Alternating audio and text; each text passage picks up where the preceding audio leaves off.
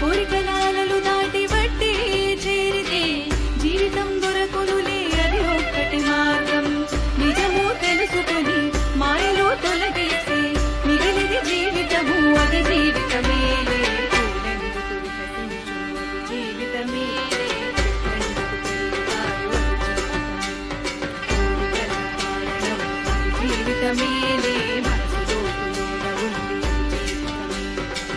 పుట్టిన ప్రతి ప్రాణి లక్ష్యం ఒకటేలే. పూలెందుకు వికసించు జీవితమేలే. చెట్లెందుకు పెరుగుతాయి కోరికల కారణము జీవితమేలే. మనసు లోతులోన ఉంది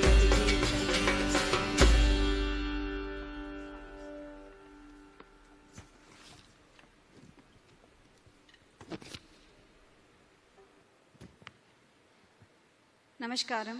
Welcome to Sadhguru and Rakul Preet Singh. Good evening once again, ladies and gentlemen, and Pillalu, if there are any. In Conversation with the Mystic is an exclusive series of interactive episodes where eminent personalities from various walks of life explore a range of subjects with Sadhguru. From the economics to the political, from cultural to the environmental, some of these sessions have been free willingly and some of them have been focused on a particular topic. Today, we have pleasure of listening to the beautiful Rakul Preet Singh in conversation with Sadhguru. And needless to say, beauty with brains is our Rakul Preet Singh. Yes, she is one of the leading actresses of South India, especially loved by Telugu people. And she has predominantly given a lot of blockbusters in Telugu film industry. So thank you, Rakul Preet, for being with us. We all love you. She is just a perfect example of not only an actress, but also an entrepreneur. She has stepped into business by starting 18 fitness studios, including one in Vizag. So that shows when she'll come in, I'll ask her first thing is, when can I join the gym? So she is not only that, the Women Development and Child Welfare Department of State of Telangana recently announced her as the brand ambassador of Beti Bachao, Beti Padhao campaign. Congratulations, and we all wish you do a good job there. And I'm very blessed to be here in presence of Sadhguru, the founder of Isha Foundation. He is regarded as one of the foremost spiritual leader of our times. We have a very short film to introduce him. So kindly, please orient yourselves towards the screen.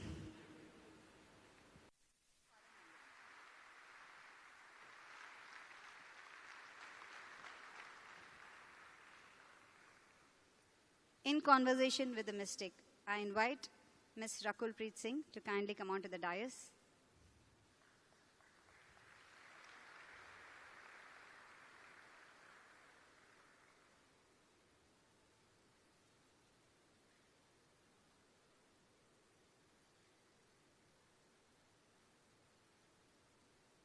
And now I invite Sadhguru Garu onto the dais.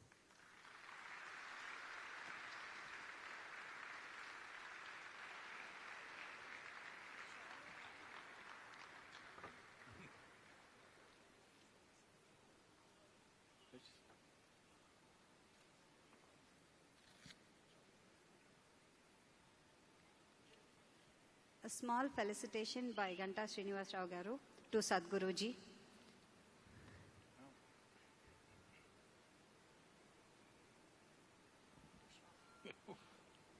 I'm already fully.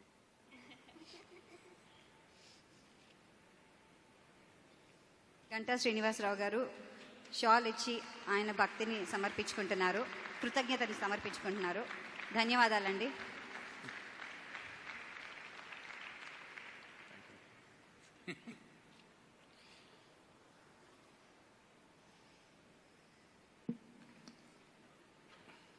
Thank you. It's okay. Do 1 minute.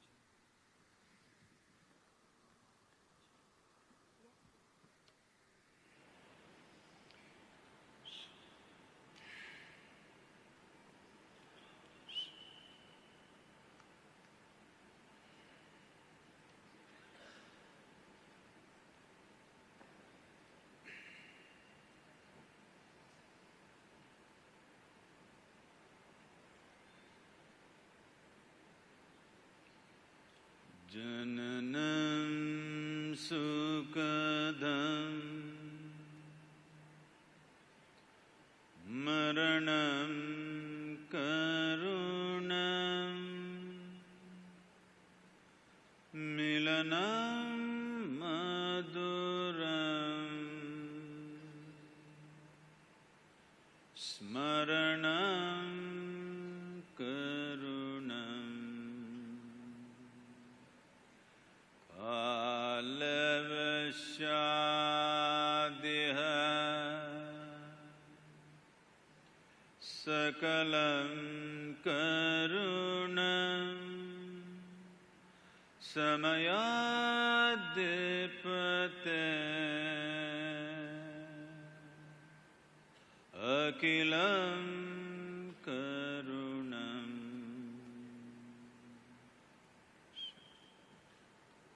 Namaskaram. Namaskaram to everyone. Namaskaram.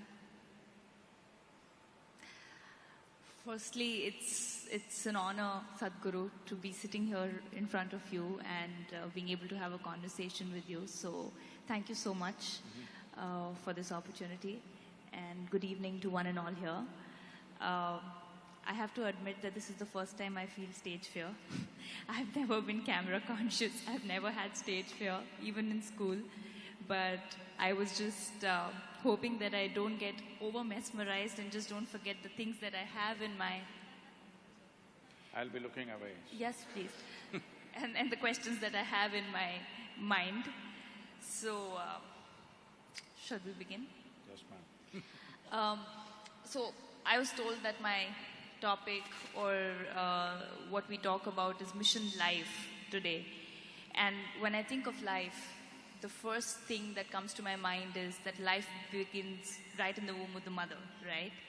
And each one of us takes birth in different kind of families, some poor, some very rich families. And they say that it's your past life that determines that. So what is that? What is your view on past life? And is it possible for every person to kind of get to know what their past was?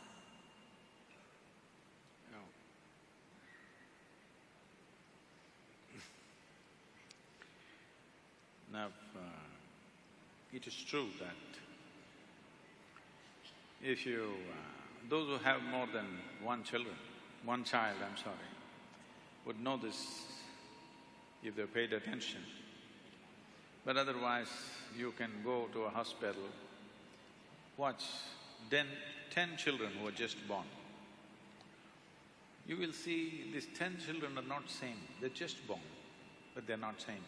Each one of them have their own characteristic. Even if two children have come off the same parents, you have a sibling? Yes, I have a younger Nothing brother. like you. No, we're poles apart. So, though same genetics, same home, same food, probably same school many times, but so different. So obviously, from this we can assume there is some other data. Though genetic data is same, atmosphere is same, everything else, all the inputs are same, but there is some other data which is making you so different from your sibling, which is in every home, it is true. Very rare that two siblings are of similar nature. So obviously there is some other information which is making one person so different from the other. See, what makes you very different from another person is essentially what you remember, isn't it? Suppose I wiped out your memory and I wiped out another person's memory totally, both of them would act about similar. Only because you have a memory, it is so different. Now when we say memory, what you know as conscious memory is only a very small part of the memory. Do you remember how your great-great-great-great-great-grandmother looked like? No. Her nose is sitting on your face though, isn't it? Yeah. Your body remembers. This body remembers so much that you cannot even imagine, that much it remembers. So you can say this is just genetic. It is not just genetic. There are 8 forms of memory. These 8 forms of memory in the yogic way of looking at things, we say this is elemental memory, atomic memory, karmic memory, genetic memory, and articulate memory, inarticulate memory, and conscious and unconscious levels of memory. So 8 forms of memory. You are normally conscious of only an extremely small part of your memory.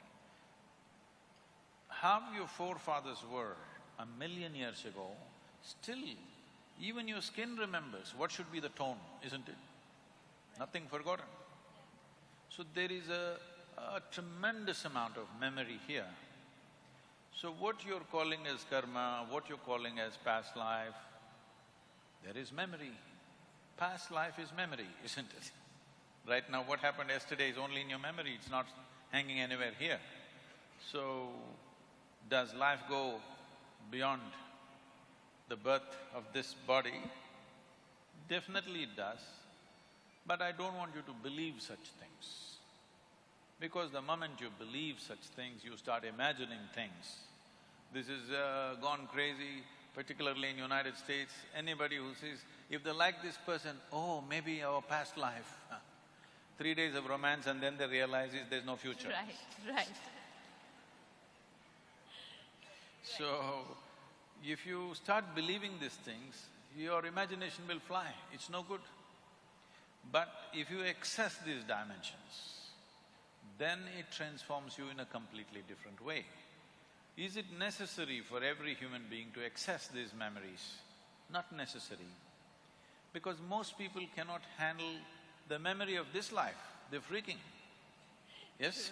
True that. 10, 20 years of memory, they cannot handle it. If you remind them of 10 lifetimes of memory, what will happen to them? They better not remember. Anyway, a whole lot of things are being done in the, all imported from United States largely, about past life regressions and this and that. These are just psychological processes. With psychological process, if you go to a certain level, essentially you're going into analyzing yourself. With this analysis, you could come to some conclusion, some imagery, whatever. Through psychological processes, you can never, ever break through the barrier of memory which separates you from one life to another.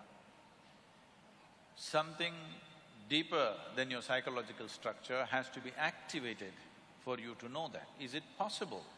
Yes, it is possible. But what is the purpose? Now, there are some people on purpose now, it's said, I don't know how much or to what extent it's right, that certain people have patterns in their life, of say failure on work front or be it relationships or just they're lucky with certain things, unlucky, and then they're directed towards a direction that maybe, you've got some thing from your past life hanging on, and that's why they go into regression to kind of clear out those layers and auras is what I've heard. So how much is that true? See, essentially what you're saying is certain things going wrong in this life means you are in some way incapable of handling this life. Now I will hand you one more lifetime to you, will you handle it properly? No, that's definitely not the reason why you go there. Sometimes for spiritual reasons, to enhance certain dimensions, we do break through those things, but that is not at all needed for most people because their lives will get totally disturbed by this. I'm just saying, for example, it so happened, let's say you're walking on the street and I'm just making this frivolous, okay? You're walking on the street and you saw a street dog and you remembered, oh, this was my brother in my past life. And you ran after the street dog, but the dog doesn't remember. You know what'll happen. So you should not believe these things. But does it exist? Definitely it exists.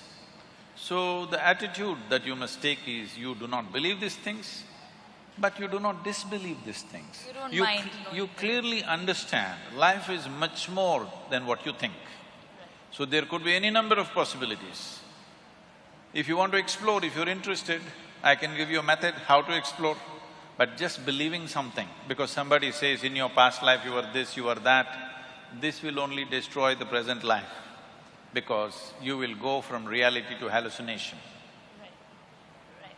But as long as it's just to get an idea, just for fun, inquisitiveness sake, then it's fine. No, it can No. get you into serious trouble. Right. But then you do agree that there are soul connections, like the souls remain the same around. I mean, that's what I've heard, that people say that your family or your near and dear Which ones… one are you talking about, the right one or the left one? The souls? Yeah. Well, both. They were together in the past life. So I'm talking about both So together. you already found your soulmate, huh? Right. I think only in my slippers I found my soulmate. So does that happen? Like they say that your friends or your families or, from your past lives to now, they remain the same, or the souls around you are the same, or maybe in form of your friends.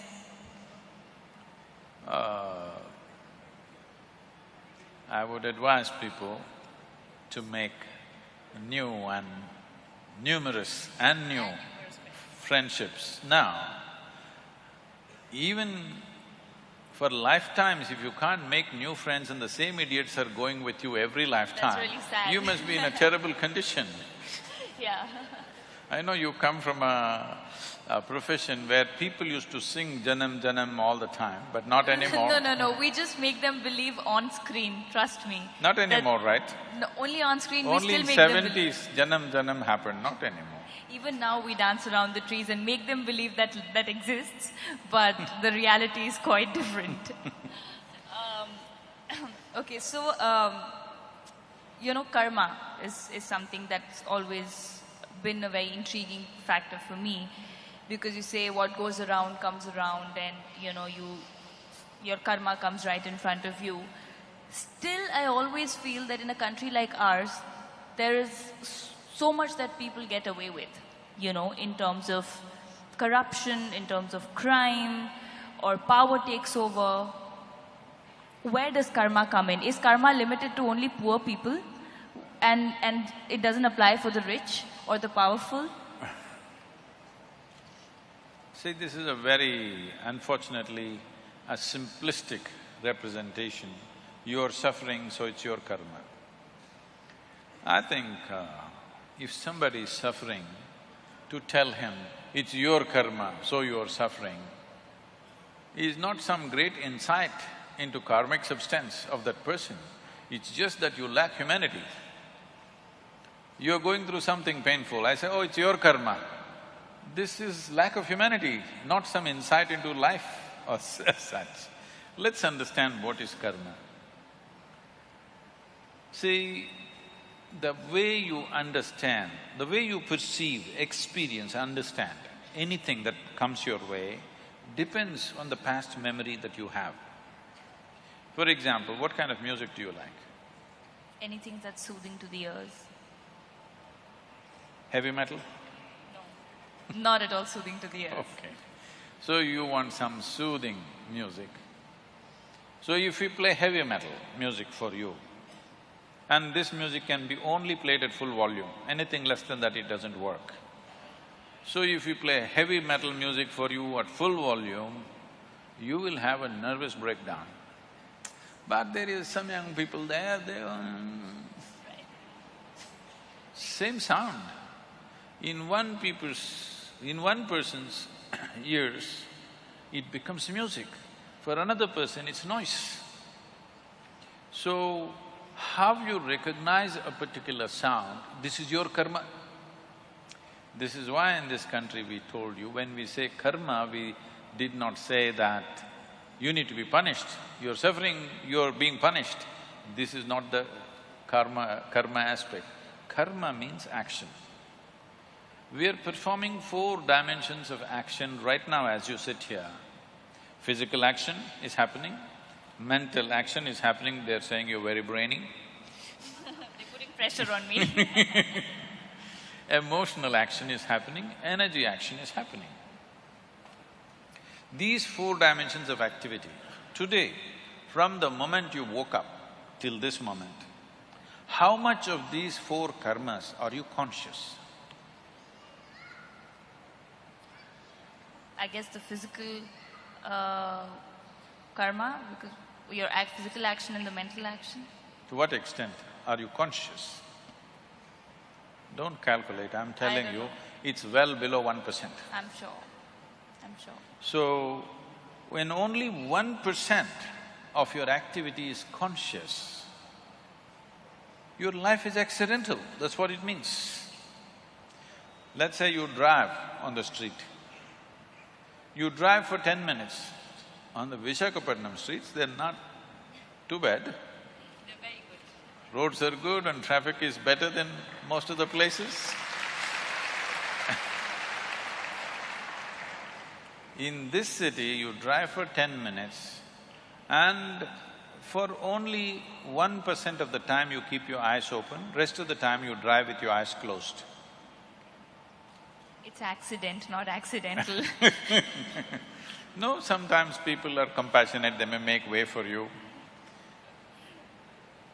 So, it's not accidental, it's an accident, it's going to be a crash. 100%. Yes. So that is what is happening with life. This is why so much stress, so much fear, because largely it is happening unconsciously.